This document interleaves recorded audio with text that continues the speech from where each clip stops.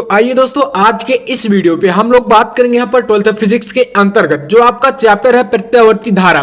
तो इस चैप्टर से आज के इस वीडियो में हम जो है यहाँ पर काफी ज्यादा इंपॉर्टेंट न्यूमेरिकल क्वेश्चन की बात करेंगे, यानी जो आपके अंकित प्रश्न होते हैं। तो आज के इस वीडियो में इस चैप्टर से आपके जितने भी आपके महत्वपूर्ण अंकित प्रश्न या न्यूमेरिकल हैं, तो आज के इसी वीडियो में जो है कंप्लीट उनको जो है बिल्कुल हल के साथ देखने वाले हैं। तो आप लोग अंत तक वीडियो में बने रहिएगा, बिल्कुल आपको आसान भाषा में बताऊंगा। और इस चैप्टर से देखिए आपके जो न्यूमेरिकल क्वेश्चन है वह काफी ज्यादा मात्रा में पूछे जाते हैं, ये आपको पता होना चाहिए। तो चलिए हम लोग शुरू करते हैं, यहाँ पर एक एक क्वेश्चन को अच्छे तरीके से समझेंगे और उनका जो है सोल्यूशन भी करेंगे। क्वेश्चन आपको देखिए न्यूमेरिकल क्वेश्चन जो है काफी ज्यादा परेशान करते हैं, आपको लगता है ऐसा, ठीक है। और यार अगर न्यूमेरिकल क्वेश्चन आप लोग नहीं पढ़ेंगे तो समझ लीजिए फिजिक्स में आपका अच्छा नंबर नहीं आने वाला। तो इसलिए आपको न्यूमेरिकल तो यार पढ़ना ही पड़ेगा। तो चलिए मैं आपको बताता हूँ। और हाँ, आपको डेली एक एक वीडियो जो है न्यूमेरिकल पर मिलने वाला है, और जितने भी आपके केमिस्ट्री में भी न्यूमेरिकल है उन ऊपर भी आपको वीडियो जरूर आएगा, ठीक है। तो यार चैनल को सब्सक्राइब जरूर से कर लेना, और बाकी आपको बिल्कुल आसान भाषा में बताने वाला हूं, बिल्कुल अच्छे तरीके से।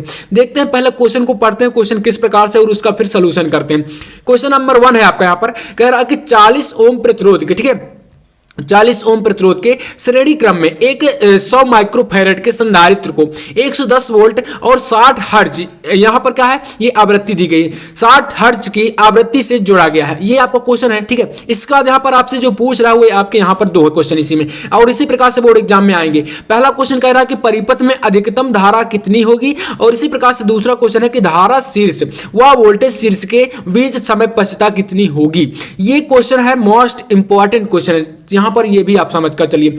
तो चलिए इसको पहले हम लोग सॉल्व करते हैं, और यहां पर आज के इस वीडियो में मैं आपको 5 न्यूमेरिकल क्वेश्चन बताऊंगा इस चैप्टर से।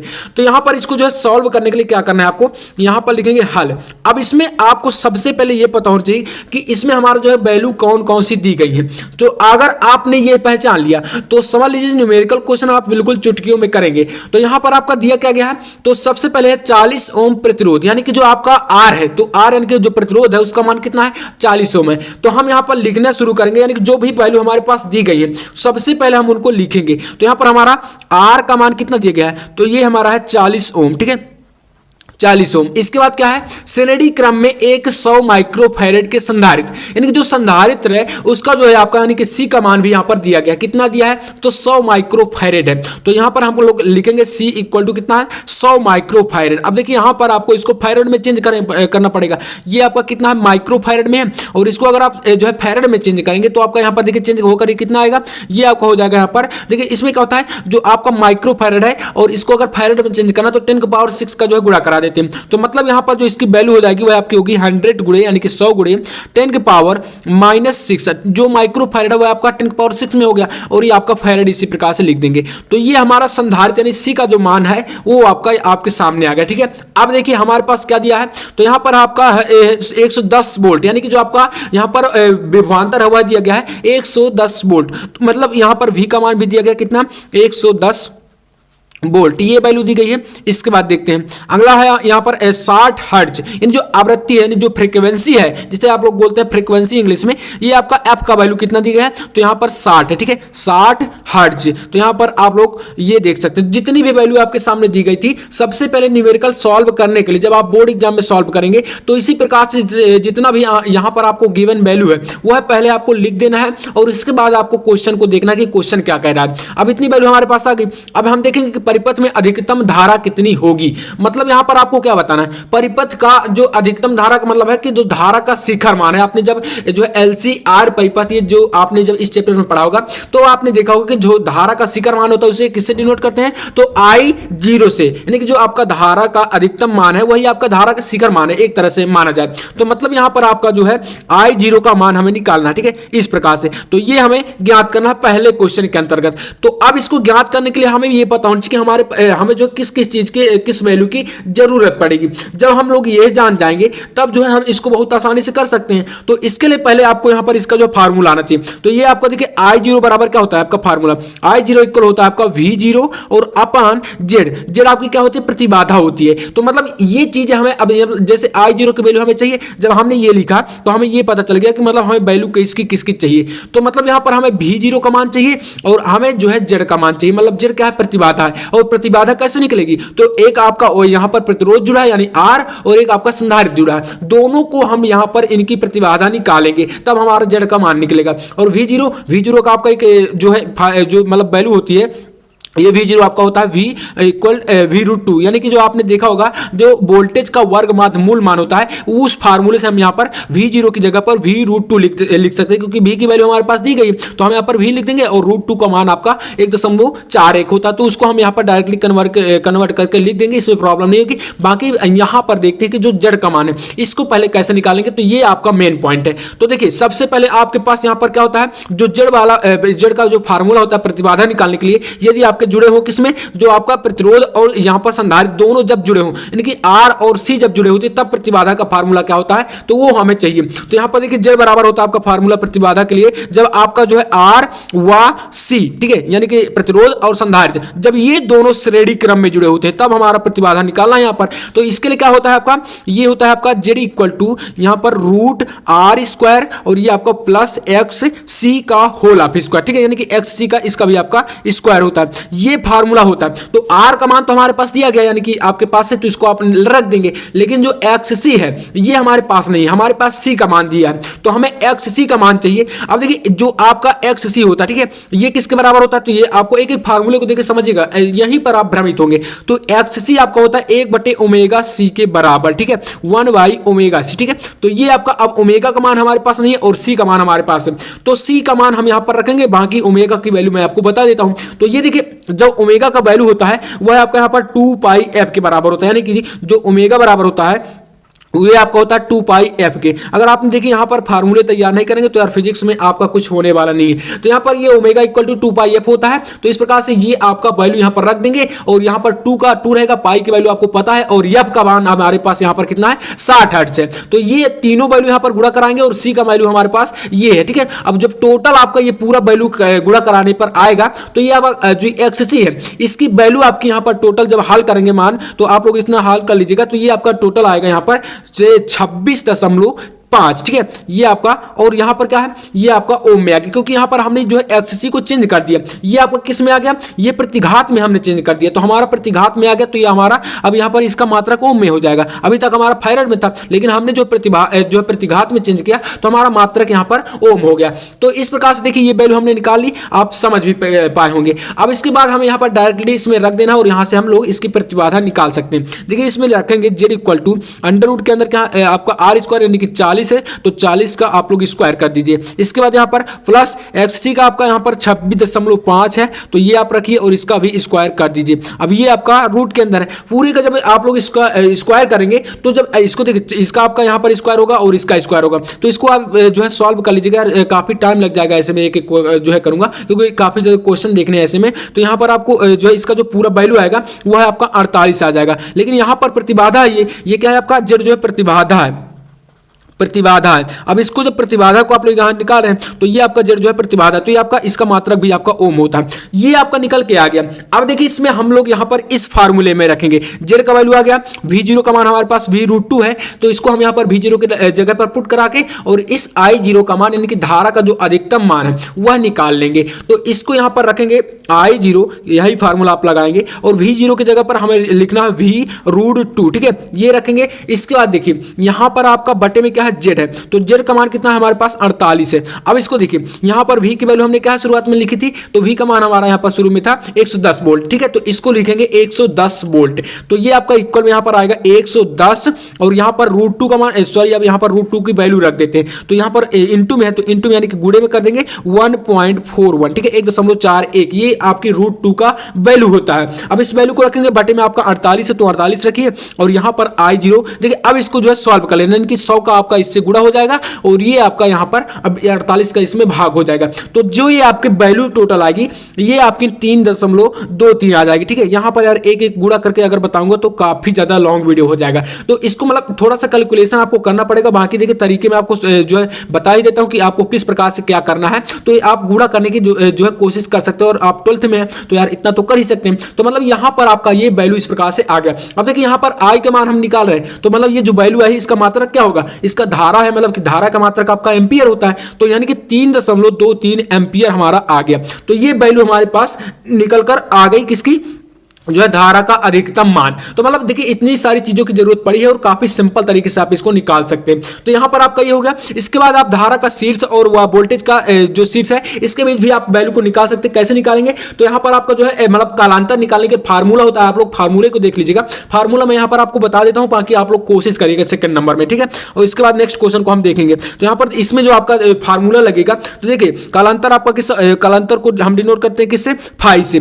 तो कालांतर यहां पर हम निकालेंगे, कालांतर आपका होता है फाई, ठीक है। अब देखिए इसका जो फार्मूला होता है वह कितना होता है? तो यहां पर आपका जो मतलब इस वैल्यू के हिसाब से यहां पर फाई बराबर आपका हो जाएगा। यहां पर देखिए यहां पर आपके पास दिया क्या गया, यहां पर आपके पास tan इनवर्स यहां पर लिखेंगे और यहां पर XC दिया गया है, यानी आपके पास क्या प्रतिघात है, और बटे में आप लिखेंगे यहां पर प्रतिरोध दिया गया, यानी कि आपके पास R की वैल्यू है। अब इतना आप लोग लिखेंगे, इसमें आप लोग वैल्यू को रखकर फाई का मान निकालेंगे, जो कालांतर वह निकाल लेंगे। कालांतर निकालने के बाद आप लोग जो है इसका टाइम यानी कि समय पछता दो है ये भी निकाल सकते हैं। तो इसके लिए भी आप लोग बिल्कुल फार्मूले को लगा सकते हैं। इसका फार्मूला भी लिख लीजिए, फार्मूले में बता देता हूं, बाकी आप लोग लिख लीजिएगा कि कहां पर क्या यूज होगा। तो देखिए समय पछता निकालनी ना, यानी कि टाइम निकालना, तो इसलिए हम यहां पर क्या लिखेंगे? टी लिखेंगे। अब यहां पर टी लिखने के बाद इक्वल में आपका ये फार्मूला जो बनेगा यह टोटली बनेगा फाई अपान 2 पाई एफ, ठीक है। ये आपका फार्मूला बनेगा। अब इस फार्मूले में आप रख के टोटली वैल्यू निकाल सकते हैं। देखिए यहां पर फाई का मान आप इससे निकाल लेंगे। यहां पर XC की वैल्यू हमने शुरुआत में ही आपको बता दी है कि XC का मान आपका 26.5 है और R का मान आपके पास 40 हमने निकाला, तो 40 रखेंगे, ये हमने जो यहां पर रखा है। तो ये आपका निकल के यहां से आएगा फाई का मान। अब इसको जब निकालेंगे तो इसके बाद यहां पर फाई की वैल्यू रख देंगे और 2 आपका पता है, पाई का वैल्यू आपको पता ही है और F का वैल्यू भी आपको पता है। यहां पर फ्रीक्वेंसी जो हमने शुरुआत में लिखी थी 60, तो मतलब यहां पर आप जो है टाइम को भी निकाल सकते हैं। तो इस प्रकार से आपका फर्स्ट न्यूमेरिकल बिल्कुल आसान तरीके से जो है समाप्त होने वाला है और इसको आप अच्छे तरीके से जो है सॉल्व करेंगे। चलिए अगला क्वेश्चन देखते हैं, सेकंड जो आपका दूसरा क्वेश्चन है वह भी काफी इंपॉर्टेंट है। यहां पर हम 5 क्वेश्चन देखने वाले हैं। तो दूसरा क्वेश्चन देखिए क्या कह रहा है, कह रहा है कि 30 माइक्रोफैरेड का एक आवेशी संधारित्र 27 मिली हेनरी, ठीक है। यहां पर M का मतलब क्या है? 27 मिली हेनरी, ठीक है, के प्रेरित से जोड़ा गया है और यहां पर परिपथ में जो है कह रहा है कि कुल मुक्त दोलनों की कोणीय आवृत्ति कितनी होगी। तो ये हमें इस क्वेश्चन के अंतर्गत जो है फाइंड करना। तो चलिए इसको पहले करेंगे कि यहां पर लिखेंगे हल लिखने के बाद आपके पास जो वैल्यू दी गई वही आपको पुराना जो मैंने बताया तरीका आजमाना है। यहां पर जो भी आपके पास दिया हो पहले वह लिखना। तो यहां पर C का मान आपका कितना है? 30 माइक्रोफैरेड, ठीक है, 30 माइक्रोफैरेड। अब इसको फिर से मैं बताया था आपको कि इसको जो है फैरेड में चेंज करना। तो ये आपका कितना होगा? 30 गुणे 10 के पावर -6, ठीक है, और ये आपका फैरेड में चेंज हो गया, यानी कि माइक्रोफैरेड को हमने यहाँ पर 10 के पावर जो है 6 लगा दिया, तो आपका फैरेड में ये कन्वर्ट हो गया। अब जब ये कन्वर्ट हो गया तो इसके बाद यहाँ पर क्या है आपका? यहाँ पर संधारित्र के बाद कहा गया 27 मिली हेनरी, यानी कि दोस्तों आपका यहाँ पर प्रेरकत्व तो दिया गया है, क्योंकि आप मात्रक से अगर देखें यहाँ पर हेनरी बताया गया है, तो इसका मतलब ये आपका जो मात्रक हेनरी है तो यह क्या है आपका? यह प्रेरकत्व है, ठीक है। तो यहां पर L का वैल्यू हमारा, क्योंकि L से डिनोट करते हैं प्रेरकत्व को, तो यहां पर कितना है? 27। अब लेकिन मिली हेनरी है, ठीक है, तो आपको यहां पर क्या करना है? 10 की पावर -3 से गुणा करा देना है। ये आपका जो है हेनरी में चेंज हो गया, यानी M जो आपका लगा ये हट जाएगा जब आप लोग 10 की पावर -3 लगा देंगे। तो यहां पर C का वैल्यू और आपका L का वैल्यू, ये दोनों वैल्यू हमारे पास निकल के आ गई। अब क्या निकालना है? तो कोणीय आवृत्ति हमें निकालना है, और कोणीय आवृत्ति क्या होती है? ओमेगा होती है। तो मैंने आपको बताया था यहां पर कोणीय आवृत्ति का फार्मूला लगाएंगे। कोणीय आवृत्ति, ठीक है, कोणीय आवृत्ति जो कि आपका ओमेगा होता है। तो ये आपका क्या होता है? ओमेगा बराबर फार्मूला होता है आपका 1/√LC, ठीक है, ये फार्मूला होता है। तो 1/√LC। अब इसमें क्या करेंगे? L की वैल्यू आपके पास दी गई है और C की वैल्यू भी आपके पास दी गई है। अब यहां पर रख के जो है डायरेक्टली सॉल्व कर देना। तो चलिए रखते हैं ओमेगा = 1/, ठीक है, रूट के अंदर वैल्यू है टोटली, तो यहां पर रूट लगाएंगे। इसके बाद L का मान कितना है हमारे पास? तो 27 गुणे 10 के पावर -3, ठीक है। अब यहां पर क्या है? इंटू, यानी गुणे में ही है, ये भी ये वैल्यू है। C का वैल्यू कितना है? तो C का मान है हमारा 30 गुणे 10 घाते -6। तो यहां पर लिखेंगे 30 गुणे 10 की घाते -6। ये हमारा पूरा आ गया। पूरा आपका वैल्यू जो है रूट के अंदर ही, ये ध्यान रखिएगा। तो टोटली आपका यहां पर रूट है, ठीक है। अब देखिए इसके बाद नीचे क्या करेंगे? यहां पर ओमेगा = आपका इक्वल में चलता रहेगा। अब देखिए 30 का आपका 27 से गुणा हो जाएगा, ठीक है, 27 81, यानी कि आपका 810 बनेगा। तो 1/, ये पूरी वैल्यू आपकी रूट के अंदर 810, ठीक है 810 और गुड़े यहां पर देखिए 10 के पावर -3 है और ये भी गुड़े में कितना 10 के पावर -6 है, दोनों आपके जुड़ेंगे तो यहां पर बनेगा 10 के पावर -9। अब ये जो है 10 के पावर -9 बना। अब इसमें देखिए यहां पर आपका क्या है, ये पूरा रूट में है। अब इसमें क्या है, यहां पर आपका 810 है, तो मतलब 810 को आप क्या कर सकते हैं 81 गुणे 10 लिख सकते हैं। जब आप लोग 81 गुणे 10 लिखेंगे तो यानी कि देखिए 810 को एक बार समझ लीजिए, 810 को आप क्या लिख सकते हैं 81 गुणे 10 ये लिख सकते हैं। अब इसमें जब आप इतना लिखेंगे तो आपका जो 81 है ये आपका 9 का वर्ग होता है, यानी कि 9 गुणे 9। तो यहां पर रूट के अंदर अगर 9 गुणे 9 लिखेंगे तो एक 9 आपका बाहर आ जाएगा। इसी टाइप से जो आपका 10 है, यहां पर ये 10 से आपका जो 10 के पावर -9 है इसकी एक घात घट जाएगी, तो यहां पर बचेगा कितना, ये आपका बचेगा 10 के पावर -8, ठीक है 10 के पावर -8 बचेगा। अब जब ये यहां पर इस प्रकार से बचेगा तो देखिए ओमेगा इक्वल टू आपका हो जाएगा यहां पर 1/अंडर रूट के अंदर यहां पर वैल्यू ये आपका देखिए अंडर रूट के अंदर अगर हम ना लिखे तो आप देखिए क्या बचेगा यहां पर, ये आपका 81 से आपका 9 बाहर आ गया तो रूट हट जाएगा। इसी प्रकार से यहां पर 9 गुणे और यहां पर देखिए 10 के पावर -9 है, तो मैंने बताया था कि जो आपका ये 10 लगा है ये 10 आपकी इसकी जो है घात को कम कर देगा, एक घात। तो यहां पर 10 के पावर कितना बचेगा, ये 8 बचेगा माइनस का। अब इसको अगर आप ऊपर ले जाते हैं, ठीक है रूट यहां पर देखिए रूट में था तो 10 के पावर 8 था, लेकिन रूट से बाहर आ गया तो 10 के पावर -4 हो जाएगा, ये इस प्रकार से। तो 10 के पावर -4 हो गया। अब इसी वैल्यू को आप क्या कर सकते हैं, इक्वल में लिखेंगे एक बार अगर, तो यहां पर 10 के पावर जो है ये माइनस का 4 है, ऊपर जाएगा तो 10 के पावर प्लस का 4 हो जाएगा और बटे में आपका 9 रहेगा तो 9 इसी प्रकार से रहेगा। तो ओमेगा की वैल्यू कितनी आई 10 के पावर प्लस का 4/9, ये वैल्यू हमारे पास इसकी निकल के आ गई। इसको अगर आप और भी सॉल्व करना चाहें तो और भी कर सकते हैं, यानी कि इसको मतलब इसमें भाग करा के। बाकी अगर आपको इसके आगे नहीं आता तो आप इतना भी कर सकते हैं, बाकी इसका मात्रक जरूर से लिख दीजिएगा। तो ओमेगा है तो ओमेगा कोणीय आवृत्ति, तो इसका मात्रक आप लिख दीजिएगा रेडियन सेकंड इनवर्स, ठीक है रेडियन सेकंड इनवर्स, ये इसका मात्रक होता है। तो इस प्रकार से दूसरा क्वेश्चन भी आपका सॉल्व हो गया बहुत ही आसान तरीके से। इसका देखते हैं तीसरा, जो ये भी काफी महत्वपूर्ण क्वेश्चन है और एक एक न्यूमेरिकल को अच्छी तरीके से समझना है। तो चलिए इसको देखते हैं, पहले क्वेश्चन कहे क्या रहा है। तो देखिए कह रहा है कि एक शक्ति संप्रेषण, ठीक है लाइन अपचाई ट्रांसफार्मर में। अब यह क्वेश्चन आपका ट्रांसफार्मर से, और आप सभी जानते हैं कि ट्रांसफार्मर से क्वेश्चन काफी ज्यादा मात्रा में आते हैं। तो एक शक्ति संप्रेषण लाइन अपचाई ट्रांसफार्मर में जिसकी प्राथमिक कुंडली में, ठीक है जो प्राइमरी कुंडली है उसमें क्या है, प्राथमिक कुंडली में 4000 फेरे हैं। इसके बाद कह रहा है कि 2300 वोल्ट पर शक्ति निवेशित करती है। तो 230 वोल्ट की निर्गत शक्ति प्राप्त करने के लिए, ठीक है प्राप्त करने के लिए यहां पर कह रहा है कि इसमें जो है द्वितीय कुंडली में कितने फेरे होने चाहिए। अब देखिए इसको कैसे हम सॉल्व करते हैं, बिल्कुल एकदम चुटकियों में, और बहुत ही आसान है, लेकिन क्वेश्चन आपको देखने में थोड़ा सा बड़ा भी लग रहा होगा। तो इसमें आपका दिया क्या गया पहले वह देखते हैं। प्राथमिक कुंडली को हम लोग जो है पी से डिनोट करते हैं, यानी कि प्राइमरी।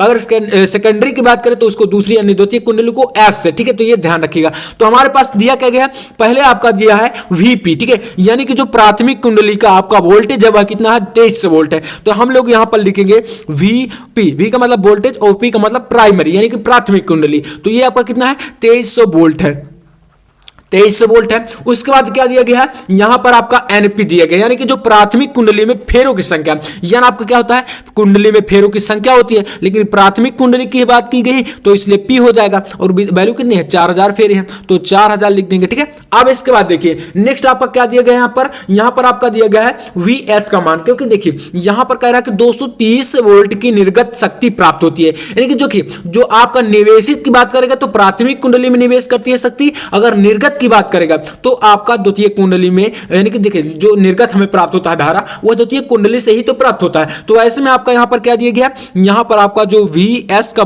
मान है यानी कि द्वितीय कुंडली का जो वोल्टेज है वह कितना है 230 वोल्ट है, ये आपका वैल्यू दिया गया है। तो इस प्रकार से हमने यहां पर 3 वैल्यू को लिखा। अब हमें निकालना क्या है, तो हमें निकालना है यहां पर द्वितीय कुंडली में फेरों की संख्या, यानी एस का मान हमें ज्ञात करना है। अब आपको समझ में आ गया, ये 3 चीजें दी गई, चौथी हमें निकालना है। साफ साफ आप बिल्कुल स्पष्ट तरीके से देख सकते हैं। अब देखिए इसमें हमने जो है ट्रांसफार्मर का जो सिद्धांत पढ़ा था उसमें हमने एक फार्मूला पढ़ा था, क्या पढ़ा था, तो ये आपका होता है वीएस अपान वीपी, ठीक है VS upon VP equal to किसके होता है N S upon N P के होता है, ठीक है यानी एस अपान एनपी के। अब इतना वैल्यू आपके पास आ गया, तो इसमें क्या करना है, सिंपल सा कुछ भी नहीं करना है। आपके पास यहां पर क्या क्या दिए गए, वीएस का मान है, वीपी का मान है और एनएस का मान हमारे पास नहीं है और एनपी का मान है। तो एनपी को आप इधर ले आइए, बाकी एनएस आपका जो है अकेले बच जाएगा और यही वैल्यू हमें निकालना है।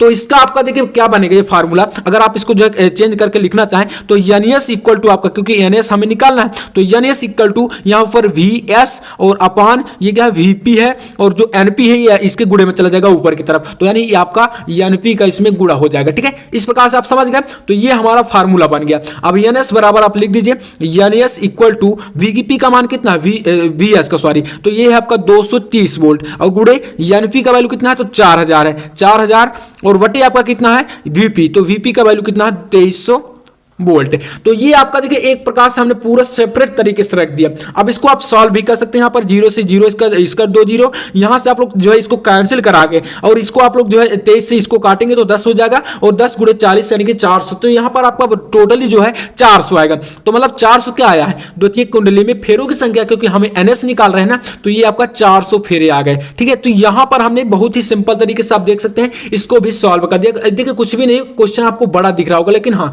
ट्रांसफार्मर से क्वेश्चन इस बार आने वाले हैं। तो ये 3 क्वेश्चन आपके यहां से समाप्त होते हैं। अब देखते हैं क्वेश्चन नंबर 4 को। तो चौथा क्वेश्चन भी काफी ज्यादा जो है महत्वपूर्ण है, तो इसको भी आप लोग बहुत ही बेहतरीन तरीके से देखिएगा और यह भी काफी आपका यहीं से मतलब आसान सा क्वेश्चन है, बिल्कुल एकदम अच्छा सा। देखिए इसको कह रहा है कि एक प्रत्यावर्ती वोल्टेज का समीकरण कितना दिया गया है, v इक्वल टू 300√2 साइन यहां पर 500 पाई टी दिया गया। ये क्या है, इसको हमें तुलना करानी v बराबर v0 साइन ओमेगा टी से, जो कि आपका वोल्टेज का समीकरण होता है। तो ये आपका दिया गया वोल्ट है। इसके बाद कह रहा है कि प्रत्यावर्ती वोल्टता में वर्ग माध्य मूल मान एवं आवृत्ति ज्ञात कीजिए। तो चलिए देखिए इसको बहुत ही सिंपल तरीके से मैं आपको बताता हूं। इसमें लिखेंगे यहां पर हल।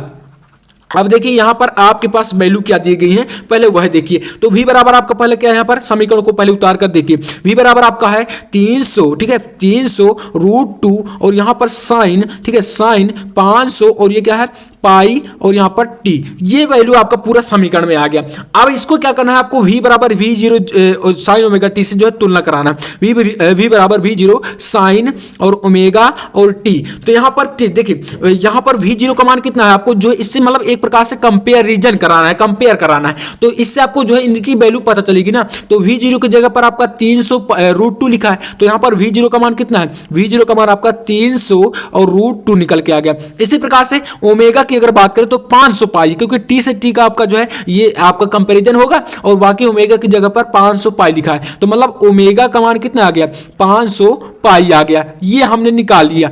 अब देखिए इसमें निकालना क्या है, तो यहां पर हमें निकालना है जो है प्रत्यावर्ती वोल्टता का वर्गमाध्य मूल मान और हमें निकालना है आवृत्ति। तो प्रत्यावर्ती वोल्टता का जो वर्गमाध्य मूल मान होता है इसका फार्मूला लिखेंगे। यहां पर लिखेंगे सूत्र, ठीक है। तो देखिए यहां पर प्रत्यावर्ती वोल्टता का यानी कि V और RMS यानी कि रूट मीन स्क्वायर वैल्यू, जो कि आपका वोल्टता का वर्गमाध्य मूल मान होता है। इसका फार्मूला क्या होता है, तो मैंने अभी पहले क्वेश्चन के अंतर्गत आपको बताया था V0 अपान √2, ठीक है ये होता है। तो इसमें क्या करेंगे, V0 की जगह पर हमारा मान यहां पर पहले से दिया गया है, तो इसको रखेंगे 300 और कितना है √2, ये क्या है V0 का मान है। तो V0 की जगह पर हमने क्या लिखा 300√2। इसके बाद बटे में क्या है, यहाँ पर फार्मूले में √2 लिखा गया है, तो √2 से √2 कैंसिल 300 बचेगा। तो यानी कि आपका VRMS आपका 300 आया, लेकिन ये क्या है, ये वोल्टेज है। तो यानी कि VRMS की वैल्यू कितनी आ गई, 300 वोल्ट आ गई, ठीक है।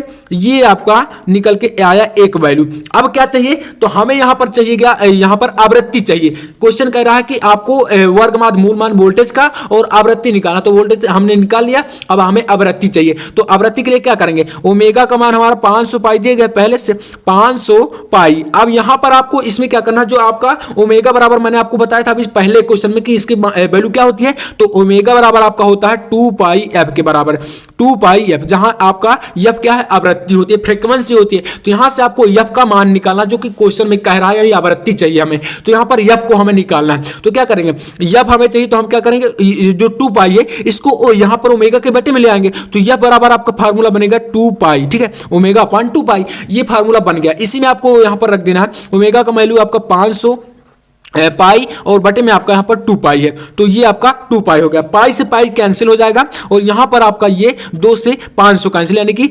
250। तो जो आपका यफ का मान आया है कितना है, 250 आया। लेकिन 250 तो आया है, 250 है क्या, फ्रीक्वेंसी है, और आवृत्ति का मात्रा क्या होता है, हर्ट्ज होता है। यानी कि आप लोग HZ लिख सकते हैं या आप लोग हर्ट्ज लिख सकते हैं हिंदी में, ठीक है। मात्रक लिखना बिल्कुल नहीं भूलना। तो इस प्रकार से आप देख सकते हैं इस क्वेश्चन को भी हमने बहुत ही बेहतरीन तरीके से और अच्छे से ढंग से सॉल्व कर लिया। अब देखते हैं पांचवा क्वेश्चन, क्योंकि 5 क्वेश्चन ही इस चैप्टर से आपके बहुत ही ज्यादा इंपॉर्टेंट है। तो चलिए देखते हैं पांचवा भी क्वेश्चन को। तो देखिए पांचवा क्वेश्चन भी काफी सिंपल है और बहुत ही आसान है। कह रहा है क्वेश्चन कि एक अपचाई ट्रांसफार्मर में, देखिए जो ट्रांसफार्मर है इससे आपके कम से कम एक क्वेश्चन आने वाला है, चाहे आपका जो है न्यूमेरिकल में आए, चाहे आपका डेरिवेशन टाइप में, यानी कि जो आपका ट्रांसफार्मर है उसमें बताने के लिए आए। तो इसको क्या करेंगे, यहां पर आपको जो है पहले क्वेश्चन को पढ़ना है और फिर देखते हैं इसका निकालने के क्या, बहुत ही आसान तरीके से निकालेंगे।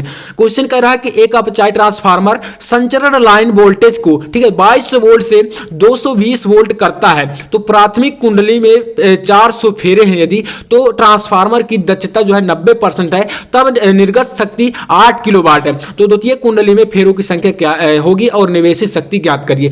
तो चलिए इसको हम पहले जो वैल्यू दी गई वह लिखते हैं, बहुत ही सिंपल तरीके से इसको लिखेंगे। तो देखिए यहां पर आपका दिया गया वीपी आपका कितना दिया गया है, तो ये आपका 2200 वोल्ट दिया गया। अभी देखते हैं कैसे दिया गया। यहां पर कह रहा है कि जो आपका अपचाई ट्रांसफार्मर है इसमें संचरण लाइन, यानी कि जहां से हम वोल्टेज दे रहे हैं वही तो होगी संचरण लाइन। तो इसका मतलब आप पहले जो है प्राथमिक कुंडली में ही दिया जाता है, तो मतलब आपका प्राइमरी वोल्टेज दिया गया, यानी कि वीपी का वैल्यू 2200 वोल्ट है। अब देखिए इसके बाद क्या दिया गया, तो आपका वीएस का मान दिया गया है।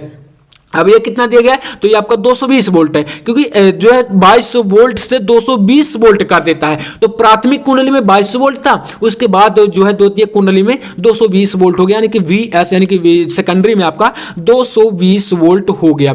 ये आपका आया। अब देखिए क्या दिया गया है, तो यहां पर आपका एनपी का मान दिया गया है। कैसे दिया गया, तो मैं आपको बताता हूं। एनपी मतलब आपका देखिए कह रहा है कि प्राथमिक कुंडली में फेरों की संख्या, यानी कि आपका जो है फेरों की संख्या होती है, लेकिन प्राथमिक कुंडली की बात करी गई है, तो इसलिए आपका हो जाएगा एनपी का वैल्यू आपका 4000 फेरे, ठीक है, 4000। अब यहां पर दक्षता दी गई है, दक्षता को किससे डिनोट करते हैं, तो इस प्रकार से नीटा बनाते हैं, ठीक है, नीटा, इसे क्या बोलते हैं, नीटा। तो ध्यान दीजिएगा ये आपका 90 है, ठीक है, और 90% दिया गया ना, तो 90% को आप क्या कर सकते हैं इस प्रकार से 90/100, 90/100, क्योंकि परसेंटेज लगा है ना, तो इस प्रकार से आपको इसका जो है कैंसिल करा के इसकी वैल्यू आपकी 0.9 हो जाएगी, ठीक है। तो यहां पर नीटा यानी कि दक्षता 0.9 हो गई। अब इसके बाद यहां पर जो एक हमने जो है अभी पढ़ा सिद्धांत, उसी सिद्धांत को लगाएंगे। तो किस प्रकार से हमने पढ़ा था, तो ये अब हमने पढ़ा NS/NP इक्वल टू VS/VP, ये हमने पढ़ा है। अब इसी को हम लोग यहां पर यूज करेंगे, तो हम निकालेंगे द्वितीय कुंडली में फेरों की संख्या, जो कि हमें यहां पर निकालना है। उसके बाद निवेशित शक्ति को ज्ञात कर लेंगे। तो देखिए ये आपका किस प्रकार से आएगा, द्वितीय कुंडली में फेरों की संख्या अर्थात यहां पर NS को हमें निकालना है। तो जब हमें NS चाहिए तो हम NP को इसमें गुणे में ले जाएंगे। तो देखिएगा NS इक्वल टू आपका हो जाएगा VS/VP, ठीक है, VP। अब एनपी को क्या करेंगे, ऊपर गुणे में करा देंगे, तो ये एनपी हो गया। इसके बाद देखिए NS इक्वल टू VS का वैल्यू कितना है, VS का वैल्यू हमारे यहाँ पास 220 है, तो यहाँ पर लिखेंगे 220 गुणे एनपी का वैल्यू 4000, और इसके बाद बटे में आपका VP का वैल्यू कितना है, 2200 है, तो यहाँ पर लिखेंगे 2200, ठीक है। इसके बाद यहां पर ये कैंसिल करा देंगे। अब देखिए 22 से आपका ये हो जाएगा, तो यहां पर 10 और इस पर से 10 गुणे 40, यानी कि आपका ये भी 400 आ जाएगा। तो जो NS का वैल्यू होगा कितना आया, 400, अर्थात जो द्वितीय कुंडली में फेरों की संख्या है वह कितनी निकल के आई हमारे पास, द्वितीय कुंडली में फेरों की संख्या आपके पास 400 आ गई, यानी कि आपके 400 फेरे हैं द्वितीय कुंडली में। तो इस प्रकार से आप देख सकते हैं कि यहाँ पर हमें जो है काफी सिंपल तरीके से निकालिए। बाकी इसमें देखिए कुछ भी नहीं है। यहाँ पर समझने वाली बात यह है कि जो आपको इसमें जो क्वेश्चन देखकर आप लोग जो है भ्रमित हो जाते हैं कि इसमें हमें पूछ क्या रहा है, तो यहाँ पर भ्रमित नहीं होना। बाकी क्वेश्चन को आप लोग अच्छे से देखिए, जो गिवन वैल्यू है, जो दी गई वैल्यू है, सबसे पहले उन पर आपको फोकस करना है, और अगर आप उनको जो ढूंढ लेगा, यानी कि उनको अगर आपने फाइंड कर लिया तो क्वेश्चन बहुत ही आसान तरीके से आ जाएगा। बाकी आपको अच्छे तरीके से इनको कवर करना है। और इसी प्रकार से न्यूमेरिकल क्वेश्चन पर वीडियो अब आपको मिलने वाले चैप्टर वाइज, जितने भी आपके इंपॉर्टेंट न्यूमेरिकल है सब कुछ आपको यहां पर प्रोवाइड कराया जाएगा। तो यार चैनल को सब्सक्राइब जरूर से कर लेना। तो चलिए मैं मिलता हूं नेक्स्ट वीडियो में, तब तक के लिए जय हिंद, वंदे मातरम।